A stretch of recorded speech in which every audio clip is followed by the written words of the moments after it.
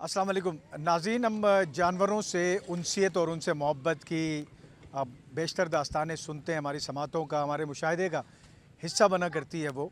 लेकिन आज मैं कराची के एक ऐसे किरदार से मिलवाने जा रहा हूँ जो मज़ाफ़ाती इलाके के रिहायशी और काफ़ी तवील फ़ासला तय करके वो शहर भर में जो है वो आवारा जानवरों, जिनमें कुत्ते हैं, बिल्लियाँ हैं, कौवे हैं, चीलें हैं, इसके अलावा हमने देखा कि अक्सर वो सड़कों पे जो है गली मोहल्लों में गायें फिरती है, बैल होते हैं, मुख्तलिफ़ किस्म के जानवर होते हैं दीगर, तो उनको चारा खिलाने का और बाकी जो कुत्ते बिल्लियाँ हैं उनको जो ग़िज़ा है वो खिलाने का जो है ये इनका एक वो मशग़ला है। और इस शौक़ या मशग़ले के पीछे या इस जज्बे के पीछे क्या चीज़ कार फरमा है, क्यों ये ख़याल आया इनको, तो हमारे साथ चूँकि मौजूद है फ़ैसल, तो हम उनसे भी बात करेंगे और इस हवाले से लाजमी जानेंगे कि कैसे ख़याल आया फ़ैसल भाई आपको ये सब करने का।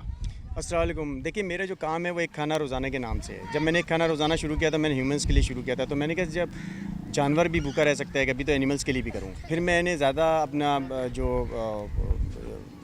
फोकस था वो मैंने जानवरों पे लगा दिया। देखिए, इंसान की भी भूख होती है, जानवर की भी भूख होती है, इंसान की भी तकलीफ़ होती है, जानवर की भी तकलीफ़ होती है। यहाँ पे 3 तरह के ग्रुप्स हैं। मैं खाना खिलाता था तो मैंने सोचा कि एक पार्ट है खाना खिलाने का, एक पार्ट है ट्रीटमेंट करने का, एक पार्ट है उनको पत्थर नहीं मारे, इस तरह के ग्रुप है।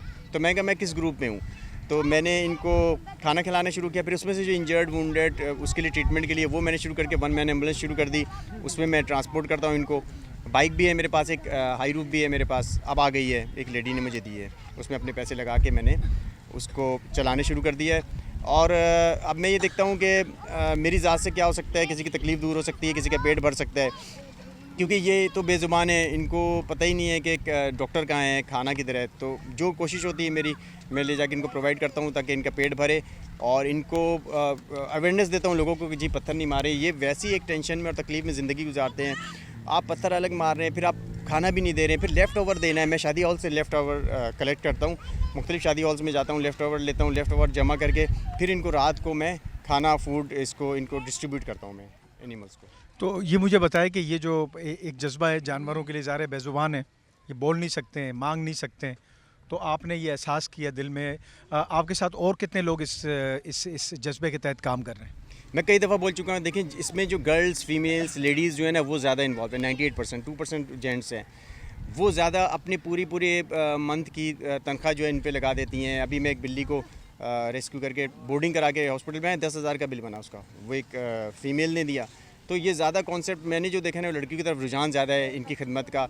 अब वो रात को बाहर नहीं निकल सकती, वो सिर्फ हमें बोल देती कि यहाँ पे गिरी हुई बिल्ली, यहाँ पे ज़ख्मी है, तो उनका जो मैन पावर है वो हम है, और हम जाके उसको रेस्क्यू करते हैं, ट्रांसपोर्ट करके उसको शेल्टर्स में या बोर्डिंग पे या हॉस्पिटल में देते हैं।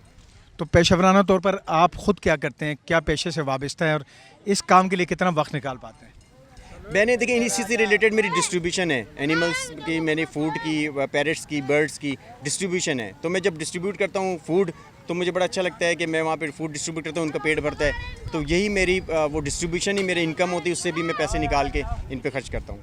तो मैं जो समझा हूँ उससे आपको ये नतीजा अख़ज़ किया मैंने कि जो घरों में जानवर पलते हैं उनके लिए तो लोग मंगवा लेते हैं जो पैकेट्स आप देते हैं, तो आपको लगा कि जो ये आवारा जानवर है इनका कोई ख्याल रखने वाला नहीं और ये बोल भी नहीं सकते, तो यही जज्बा था? जज्बा ये देखें, एक लाखों का कुत्ता है, पेट है वो, उसके लिए लाखों का खाना है, लेकिन वो अमीर कुत्ता है और ये गरीब कुत्ता है।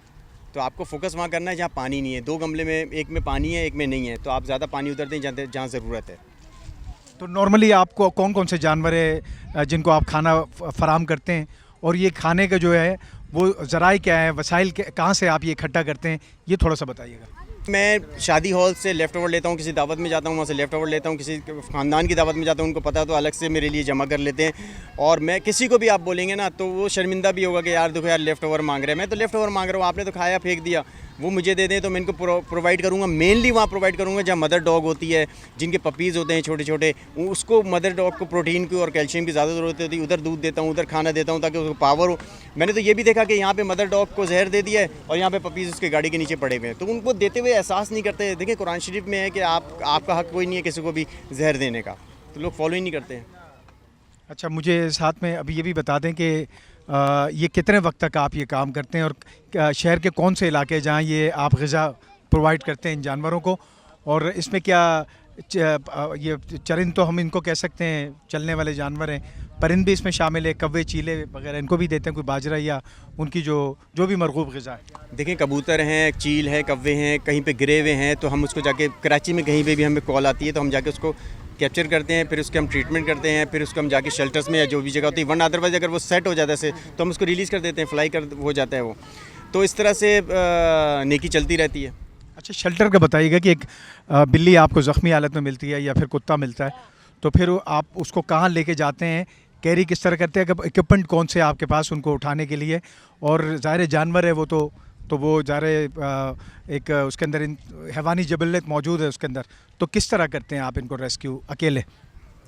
देखिए, मेरे पास तो देखिए ये शौक से होता है, विजन से होता है। मेरे पास नेट है, कैचर है, जेट बॉक्स है, केज है, डिपेंड करता है केस पे कि केस किस तरह का है। शेल्टर्स का ये कि शेल्टर्स पे आजकल शेल्टर्स पे बहुत ज़्यादा टर्म एंड कंडीशंस आ गई हैं कि उनको लेके जाने के पहले उनको कांटेक्ट करें, फिर उनसे ओके की रिपोर्ट लें, क्योंकि लोग बड़ा तंग करते हैं शेल्टर्स वालों को भी, तो वो भी परेशान होते हैं इससे।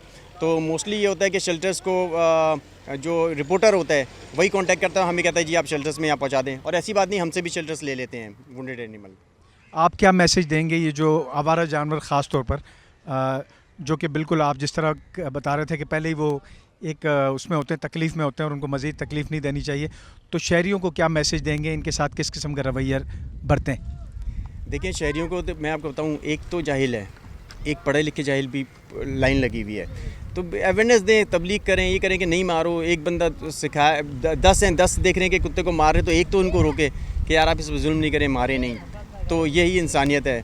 तो इस तरह से चलेंगे तो फिर आपको क्योंकि इनकी पूछ होगी, इनकी भी आपसे पूछ होगी कि आपने देखा और आपने ज़ख्मी क्यों छोड़ दिया, या आपने मरतबा क्यों छोड़ दिया, या आपने पानी क्यों नहीं पिलाया। सिर्फ पानी तो फ्री का है, पानी तो पिला सकते हैं। तो ये नेकी है, आप लोग सदके जारिया बने अपने लव वंस के लिए। बहुत शुक्रिया हमसे बात करने के। ये इस की सताइश की जाए इस जज्बे की, तो मेरे ख़्याल में कि उसके लिए लफ्ज़ बहुत कम पड़ जाएंगे, और अपने पेशेवराना जो उमूर है, यानी जो उनके काम के जो औकात कार हैं, उससे वक्त निकाल के, और ये इस किस्म का ये सिलसिला इनकी तरफ से जारी है अरसे दराज से। और ये बता रहे हैं कि इनके साथ बहुत सारे दीगर स्टूडेंट्स भी हैं जो अपने पॉकेट मनी से जो है इनको वो इसके लिए वसाइल फ़राहम करते हैं।